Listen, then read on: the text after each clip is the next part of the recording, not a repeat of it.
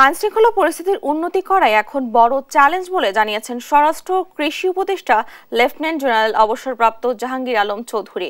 সকালে সচিবালয়ের নিজ মন্ত্রণালয়ে সাংবাদিকদের কথা বলেন তিনি। কোটা সংস্কার আন্দোলন ঘিরে সহিংসতা ও গণহত্যা তদন্তে আগামী সপ্তাহে জাতিসংঘ বিশেষজ্ঞ দল বাংলাদেশ আসবে জানিয়ে তাদের সহায়তা করার কথা জানান উপদেষ্টা। এছাড়া জনগণের খাদ্যের চাহিদা মেটাতে কৃষিতে খাদ্য উৎপাদন বাড়ানোর অন্যতম টার্গেট বলেও জানান তিনি। এছাড়া জাতিসংঘের আবাসিক প্রতিনিধির সাথে বৈঠকে রোহিঙ্গাদের খাওয়া পড়ার জন্য সহায়তা চাওয়ার কথাও জানান তিনি।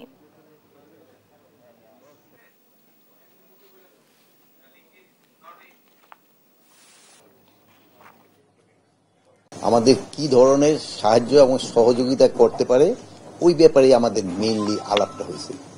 ওনারা আমাদের একটু সাহায্য সহযোগিতা করতে চায় এবং কিভাবে করতে চায় এবং আমরা কোন কোন সেক্টরে চাচ্ছি এইগুলি জানার জন্য আসছি। আর একটা কথা বলছিলেন যে উনি রোহিঙ্গা সমস্যাটা নিয়ে একটা কথা বলছিলেন যে আমার রোহিঙ্গা যে একটা বড় ধরনের আমাদের একটা সমস্যা, এটা নিয়েও ওনারা আলাপ করছিলেন। আরেকটা হলো বলছিলেন যে আমরাও চাচ্ছি, আপনারাও চাচ্ছেন যে ওই ইসির থেকে যে একটা ফ্যাক্ট ফাইন্ডিং মেশিন আসার মতো আসার কথা যে জাতিসংঘ থেকে, ওটা এরা হয়তো পাঠাবে।